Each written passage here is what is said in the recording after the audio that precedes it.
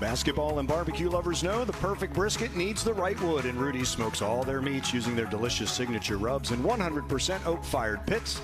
Get your real Texas barbecue fix today at Rudy's or on the web at rudys.com. And that is where we are for this edition of the Buzz Williams Show. So glad that you are with us. And head coach Buzz Williams is alongside, and we'll talk about the week that was and the week that's ahead and anything else that comes up. And I'm going to get started with Coach, first of all, by saying howdy. How are you? I'm good. I was talking to Wade Taylor IV today, and as I was bringing up the thin line, he says, you know what, we're not going to wear the shirts any longer. Coach said we should just tattoo it onto our chest. Yeah, they just asked me about it at the end of practice, and Zach was wearing the quote shirt, and the kid said, you can't wear that anymore. Coach said we got to get a tattoo. And I said, yeah, let's get a tattoo. I said, we'll figure out a way for all of us to get the tattoo, and Josh will create a better design that's not quite as big as that. And if it's okay with your parents and it's not against what you believe spiritually, once we win 6 more, then we'll get the tattoo. And they go, done. Absolutely. I think it was my fourth year at Marquette, and you may remember parts of it. I could be off on the 4th year. It bothers me that I can't remember, but Louisville went to the Final Four, and the previous time, the kid earlier in my tenure at Marquette, he had a horrific leg break during the game, and the next time they went to the Final Four, Coach Pitino had told him he would get his first ever tattoo, and it would be the L on the back of his shoulder blade. And they did, and he got one. So I may have. If we could win 6 more, I think I could convince my family it would be okay. That would be fantastic. We're talking about the thin line between winning and losing is what we're doing. And I was thinking about just the 2 Missouri games, Coach. 80 minutes, 1 win each. Point differential, 1 point is the difference between sweeping or splitting. I showed them this. This was the example for thin line today. This is all 10 games in conference play in corresponding order. And so Georgia was game number 1 at Georgia. They're out of sorts. Georgia, I'm sorry, I'm almost there. Georgia, yep. It's the closest screenshot prior to the 8 or under the 8-minute timeout. We're up 2. 66-64. I'm going to do this because Carson did this. Game number 2 was Ole Miss, and at the under 8, we were up 16, so that doesn't go. Right. So that's better for my gray hair than this. Sure. Then game number 3 was Arkansas. We're up 12 out of the ATO, so that one doesn't count. And then we play at Missouri, right? Yep. Then we play at Missouri, 7:42. It's tie ball game, 57-57. And then we come home and we play Kentucky, and at 7:08 we're up 1, 52-51. So that's 3 out of our 5 games out of the 8-minute timeout is a 1-possession game. Kentucky, then we played at Arkansas. At Arkansas, 7:46. 4's at the line, 51-48. So that's 4 out of the 6 out of the 8-minute timeout. It's a 1 or 2 possession game. At Arkansas, then we played at LSU. At LSU, 7:37. We're winning 51-49. So that's 5 of our first 7 coming out of the 8-minute timeout, a 1 or 2 possession game. The other 2 we were winning by multiple possessions. Come home, this is an outlier. We're down 9. Yeah. So now that's 5 out of 8. 5 out of 8 were 1 or 2 possession games. 3 were not. 2 of the 3 we were winning distinctly, and 1 we were losing distinctly. Then we played at Tennessee, 7:21. We were down 5. 2 possession game at Tennessee. I think they were 18th when we played them. And then the last game, I messed that up. At Missouri, we were down 6. At Missouri, we were down 6. Versus Missouri, it was tie ball game. Yeah. 7 out of 10 games were a 1 or 2 possession game with 8 minutes to play. That's how thin the line is. We love to focus on what happens from that point on. But, Coach, you can't have empty possessions in the first 32 minutes, or it's that style that puts you up 16 against Ole Miss. Yeah, it's numbers, and so you can, like any accountant or like anybody else in Vegas, you can skew the numbers however you want. The value of the possession is the same, right? And you can say it happened late, you can say it happened early, but a lot of good things must have transpired to get to that position. Right. And so then what happened in those losses versus in those wins? And you should look at it as a 200-minute game, as a 40-minute game. And that's what we did. And we were better at those things that we learned after the halfway point at Tennessee, and we were better against Missouri. We just weren't good enough. It was our lowest number of turnovers in the season, our lowest number of live ball turnovers. We had 3 live ball turnovers, 6 total. We rebounded better, not good enough. Our shot selection was dramatically better. We had 2 bad shots, 1 in the first half, 1 in the second half. Our guys are responding to everything that we're asking of them. They're receiving it in the right way. And I don't even remember the question, but yes, it's a thin line. That thin line. It's invisible. It is invisible. So you love to feel and talk about the spirit of the team. Is that spirit still there at 4-6 as it was when you were 4-0? Yep. Against Kentucky the day after, they were superb. At Arkansas, they knew we started 20-4 and brought it to overtime. Who'd we lose to next? LSU was at LSU. Did not play well. They cremated us on the offensive glass. We only got 55% of the balls they missed, and we had 18 turnovers, 8 of which were live ball that they scored in transition, and we lost by 2 possessions.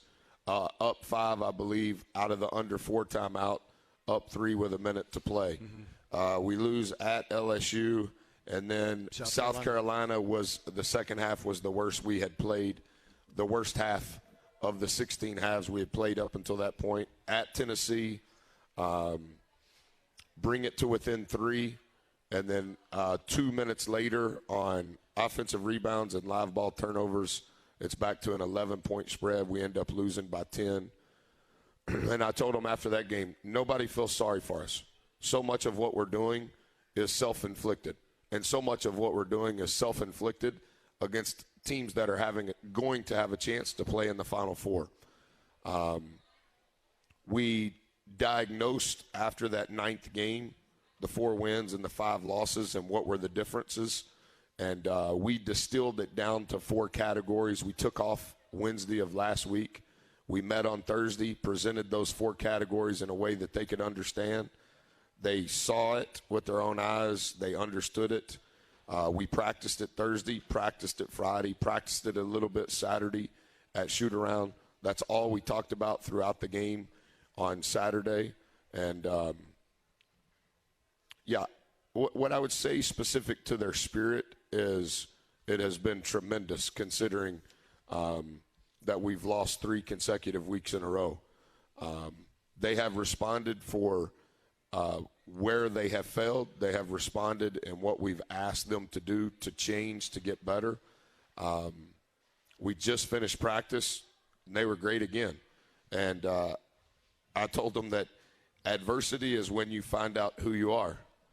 And through that adversity, strength is built.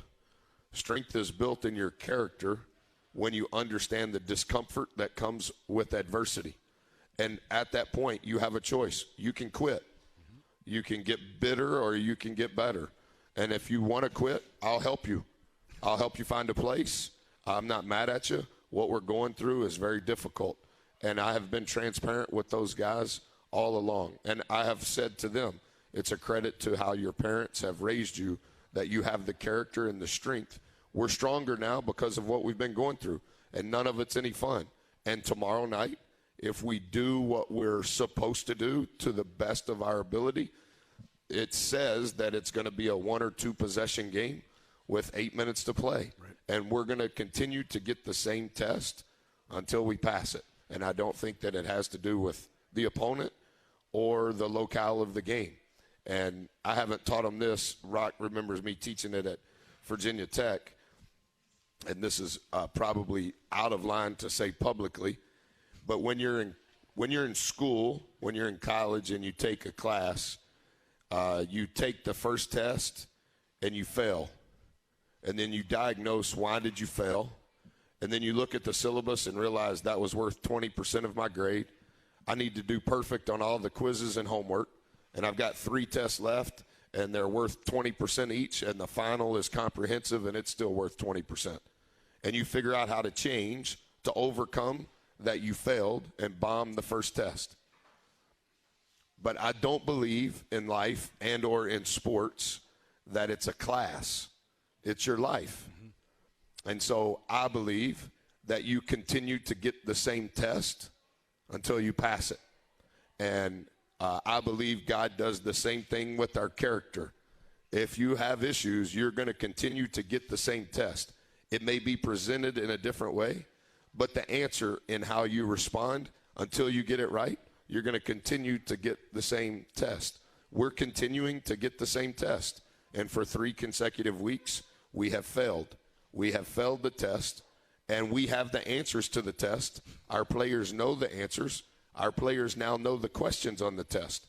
And so tomorrow, if we get it to that point, and I understand that's a big if, but if we get it to that point, we're going to have to respond and pass the test.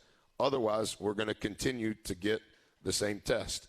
And I don't believe that in our life or in sports that it's I failed the first one, and now let's just move on to the content of the second test. No, the content's going to stay the same until you pass it. That goes back to what you said in year 1, A, B, C, D. You can't go from A to B. You got to get A before you go to B. You can't. It's along the lines of skipping steps. When you learn a lesson in life, life claps for you. When you fail the lesson, you continue to get the same test. The next test is LSU tomorrow, Reed Arena, 6 o'clock, 5:30 with our Dos Equis tip-off show. We'll talk about that and much more when we return to the Buzz Williams Show. We're at Rudy's, 504 Harvey Road here in College Station. Stay with us. This is Aggie Basketball from Learfield. Join Texas A&M Athletics in this year's 12th Man Centennial Celebration at all athletic events. To submit your own video testimonials, download digital content, check out the giveaway schedules to buy merchandise and be part of the celebration. Visit 12thman.com/centennial. This is the Buzz Williams Show on this Monday evening. Aggies taking on LSU tomorrow night at Auburn on Saturday. Auburn's game is 11 a.m., 10:30 for our Dos Equis tip-off show. That will be on Saturday morning. ESPN's Game Day will be there for that. Is there going to be an SEC football change in the month of February? A football change? In what way? Just wondering. I thought you were a football guy. I am a What do you want me to change? I'm not changing. No, not at Texas A&M. Oh, maybe. SEC football change. Possibly. I'm taking a social media fast, so I only know what's happening when there's a TV. And at my house, I don't ever turn on the TV because I'm watching clips on my computer. I just saw it scroll across. Talk about a different school. That would be I got you. Unique. Yeah. We're set, Buzz. We're set right here. In Jimbo, we trust. Absolutely.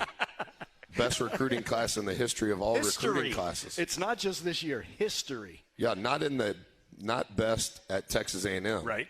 Not best in the SEC. Correct. Best ever. Yeah. That was before the people ranked players. Right.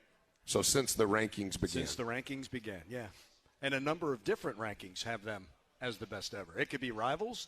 It could be ESPN's. It could be. Wow, that is impressive. There's an awful lot of excitement. Okay, you talked about focusing on 4 things this week. And you and I touched on that on Saturday pregame about making things digestible. And you've talked on that before. But you also said something else. It's not important what you know. And it led me to John Wooden, who said you haven't taught until they've learned. It's one thing, Buzz, to go out and say, this is what I know. It doesn't matter if your players don't get it, right? And that's why I said the digestible becomes, okay, what you've realized that's an adjustment for you as a coach in that's what's important. Not what I know. What do they know, and can they execute? Making something complex is easy. Making something simple is difficult. I have improved. I have matured in that regard. Our staff has been phenomenal. I cannot take all the credit. The buckets that they are in charge of, they have been near perfect in regards to boiling it down to the lowest common denominator on how we can teach it to our players. How can they see it? How can they read it? How can they write it? How can they walk through it? How can we practice it? How can we play it? Almost in that order. Mm-hmm. Hey, if this is what we're going to tell our guys, how can they read it? How can they write it? How can they see it? How can they walk through it? How can they practice it? How can they play it? And I've got to be better. In the 2 games last week, 2 people that you would never expect mentioned to me personally one thing that I said in media availability last week, which caught me completely off guard. And then the second one, I read the sports pages of every Power 5 college football and college basketball team every day. And I read an article this morning when I was eating breakfast about something that I said in the second post-game interview with you. Mm-hmm. And so I need to be a little more careful in being too transparent, where I'm not helping the competition would be one thing. And I didn't say anything that was helping the competition, but I was really caught off guard that there was one person in the game that said something to me in game number 1, and then there was one person after game number 2 that said something to me. And so we have boiled it down to 4 categories, the difference in our 4 first wins and our 5 first losses. And we did present it in a way that they could read it, they could write it, they could see it and understand it, walk through it, practiced it, and then did a better job playing to it on Saturday, just not playing well enough. You say that this reveals the character, this adversity. Does boot camp that you do before the season help in a case like this, or is this even more revealing going through something like this than boot camp does? In defense of our guys, categorically speaking, they've never been through a boot camp. And then specific to this team, many of these guys have never played in this league, nor have they played together. And so everything that we're going through is brand new. And there are only so many words you can use to explain what the environment is at XYZ. Mm-hmm. There's only so many things you can explain in words. This is how important a good shot is. This is the difference in a dead ball turnover and a live ball turnover. And so there is some length of time for those experiences to accumulate. And the typical prospect would say, Coach, I like that boot camp. Y'all run a lot. That's what I need. And I'm like, yeah, we run some, but that's not really what it is. And then I tell the players, many of which were saying those things prior to arrival, hey, when your buddy's calling you, asking you what you're going through, how do you explain it? Coach, I can't really explain it. I said, I know, but you thought you knew it before you got here, right? We just, ran a lot and got in shape. Yeah, that's kind of a byproduct of it. And the same can be true, like I mentioned to him today. You remember it was only 3 weeks ago that we had won 4 in a row. You remember how that felt? But if you allow the external voices and the opinions to overwhelm you, it's almost like you completely forget. But when we win again, you will appreciate winning more. Because when you start out 4-0 and then you lose to Kentucky by 2 possessions, you're like, oh, we're going to get it. Yeah, it's really hard to get it.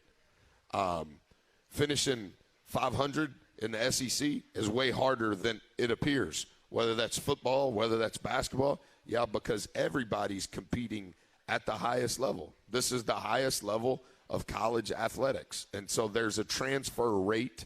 I'm not talking about players. There's a translatable rate between the highest level and the professional level. Yeah, and that's why coaches and players and staff, you're playing for keeps at the highest level. And so I think what you teach and what you show and what you spend time and energy giving to, it has to be in a way that they understand it. Me talking to you, I get a lot of reps of talking. I know how to talk. I don't mean that arrogant. I meet with the media twice a week for 25 weeks out of the year. Yeah, Olin's going to ask first. Travis is going to ask a question. And then one of the TV people are going to want me to look at the camera. And they've been thinking on the question they're going to ask. I understand. Yeah. And you can say that no matter where you coach. Sometimes there's a larger contingent following you. And so there's more media. But that just because of what I say publicly, that doesn't necessarily mean that our players understand it privately. And so what we say to our players, they need to be able to comprehend and they need to be able to execute. And I think that's true at all levels. That trust that you build in that boot camp is that trust that you want through here. You don't want to splinter at a time like this. I think I'm not saying it's because of boot camp. I'm saying it's because of the character of the players. Yeah. That's a credit to their parents. I'm also giving credit to the staff for identifying an OKG. If you're not an OKG, Tony Bennett said it when he got to Virginia and lost the first 4 years. You have to have guys you can lose with before you get guys you can win with. Because if you can't lose with them, you'll never be able to win consistently with them. And, one of the questions today was, how do you feel where you're at in year 3? Yeah, that's a fair question. We won 5 out of our last 7 in year number 1, and then the world shut down. And then the next 18 months were as volatile on and off the floor as you can imagine. Am I going to be judged and held to that standard of year number 2? For sure. And I've never backed away from that. But last year at this time, we practiced 5 times in the entire month of February, none of the 5 with our whole team. So we played on January the 31st, and then we played again on March the 4th. We weren't any good. I understand. We finished 2-8 in conference play. But I don't know how many teams are not going to practice from January the 31st until March the 1st and are going to win, even if you're the most talented team and you're competing against teams that practiced 18 times in the month of February and had a full slate of games. So is that Calipari says it was a throwaway year.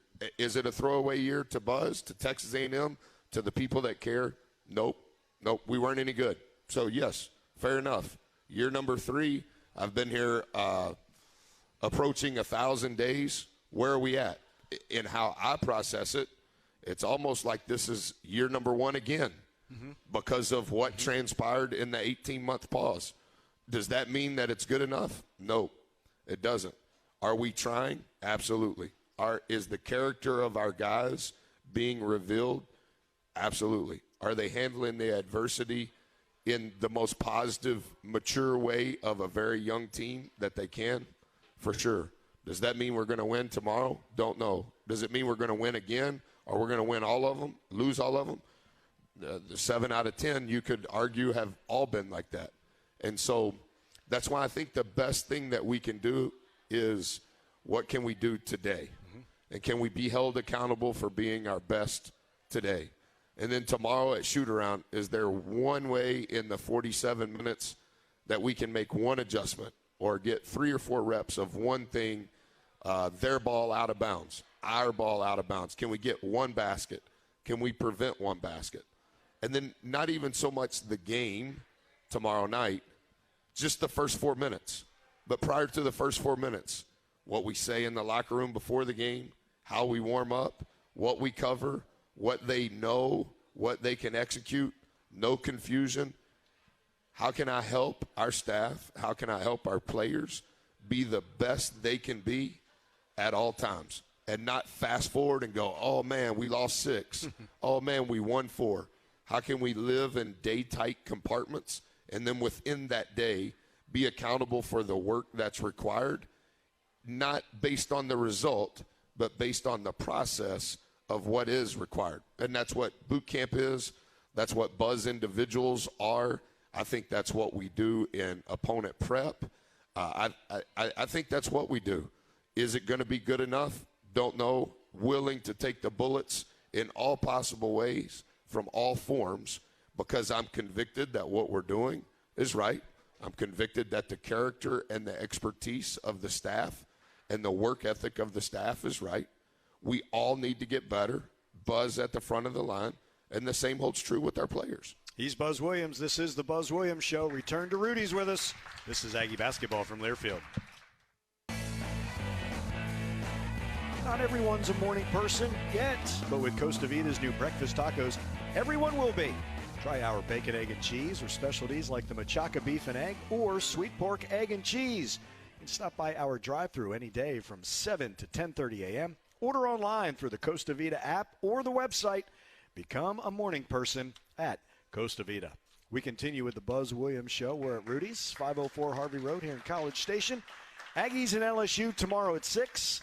Auburn on Saturday at 11.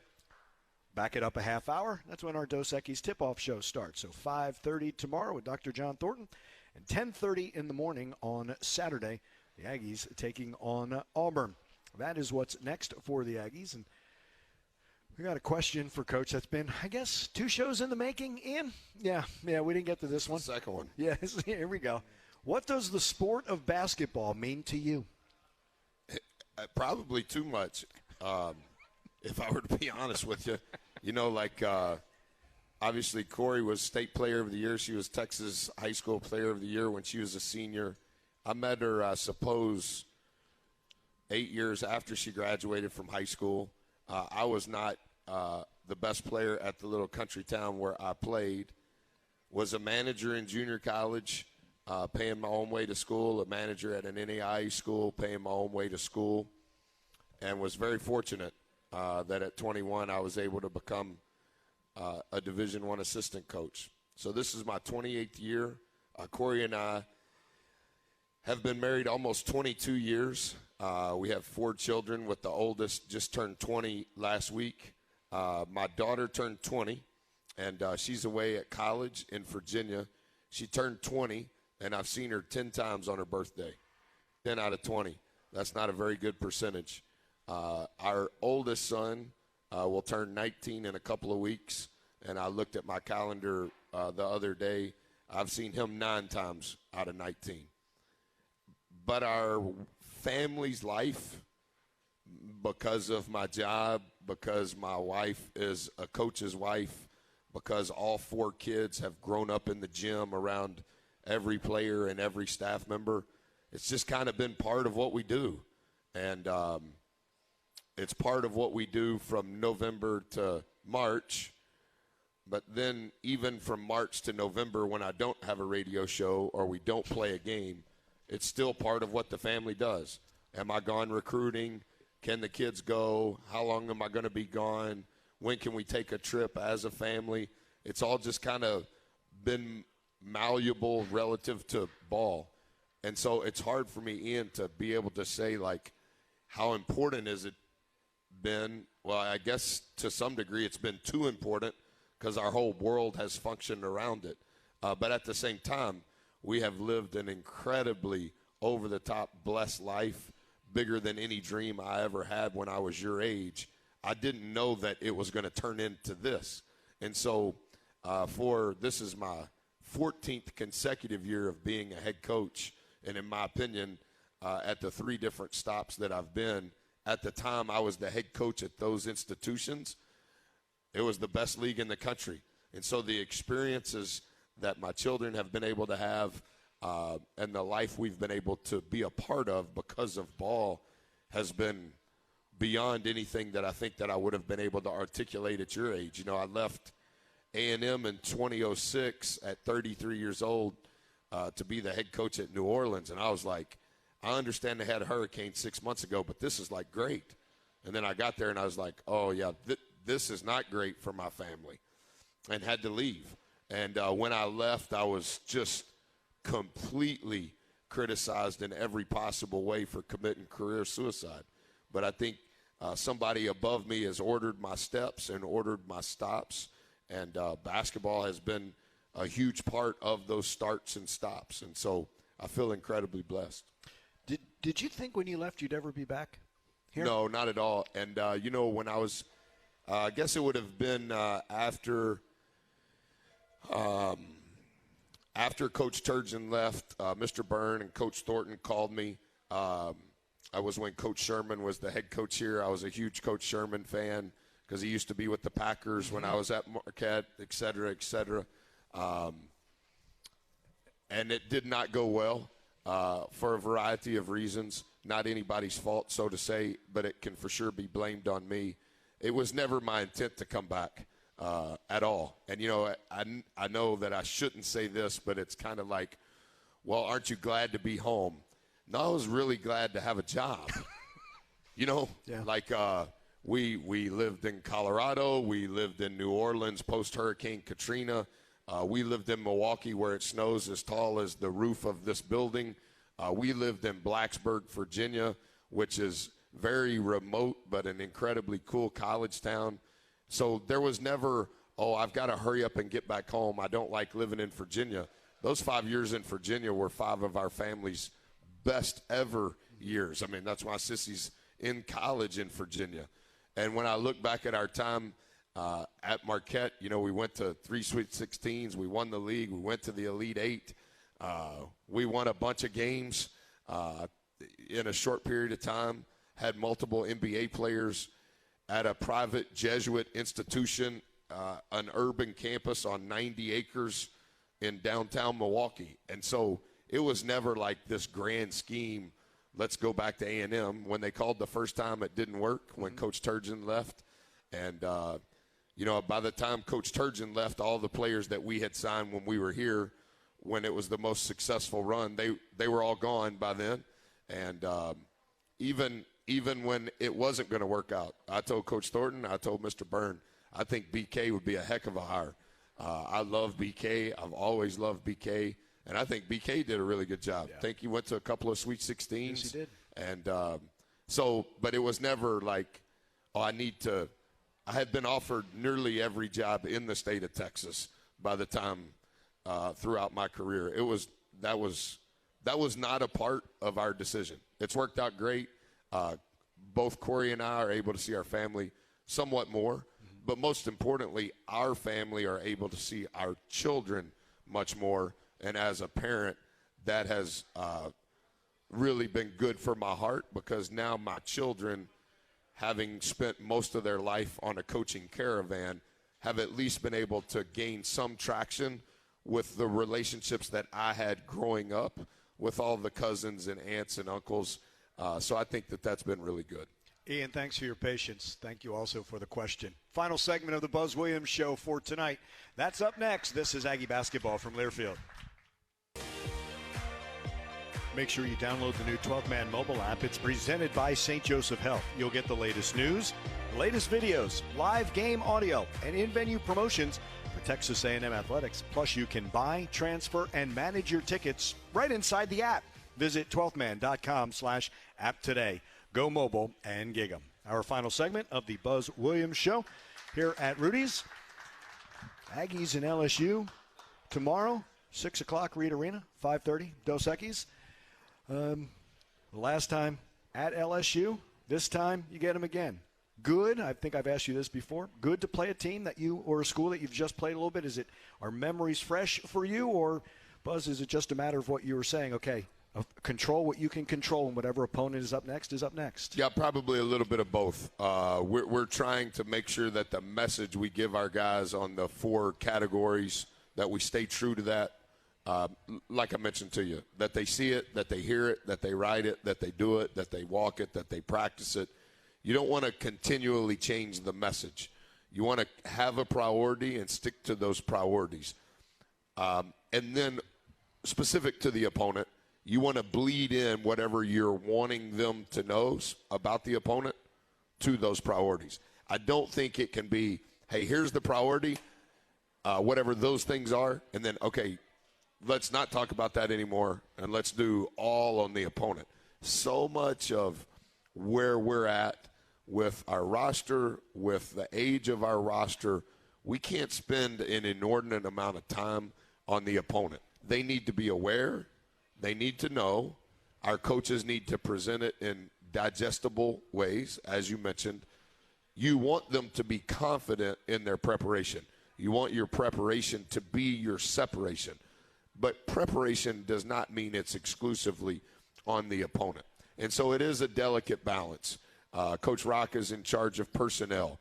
So we show them personnel because that is so much of what any basketball game is. I got to know who I'm guarding. I got to know their skill set because I may be guarding you at this moment in time, but how we played defensively within that same possession, I may be on you and now I'm guarding your wife. And so I need to have a feel for that. We show them their most used actions. Mm-hmm. And if we are playing them for a second time, we show those when we played them. How did we guard it? Was that good? Was that bad? Here's a change. Here's a tweak. And then we walk through those things. But the big rocks, that's what we call it. What's the volcano rock? Well, the volcano rock for us against any team is can we defensive rebound? Will Wade in his press conference after the game said, we started sending 4 guys to the glass. Okay, well, then that means it's just going to be a fight. And they won the fight. They ended up having 15 offensive rebounds. We can't have 18 turnovers. So we can't give them 15 extra possessions on the offensive glass, and then we can't give them the ball 18 times. Okay, now there's 33 possessions, and the spread of that, of 33 possessions, it's too much to overcome.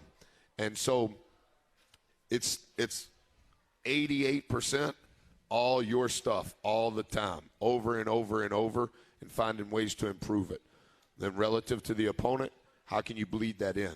I think the thing that we've done a good job of is not just in preparing for the opponent, but using the game against the opponent to teach from the next day. All the best tomorrow night, Buzz. Thanks so much. Appreciate it. Thank you, got guys. it. He's Buzz Williams, head coach of the Fighting Texas Aggies. For Kevin Minch, our engineer here, for Tony O'Neill, the producer of Aggie Basketball. For Buzz Williams, I'm Andrew Monaco. We'll see you tomorrow at 5:30. Dos Aggies Tip-Off Show, Aggies and LSU Tigers. This is Aggie Basketball from Learfield.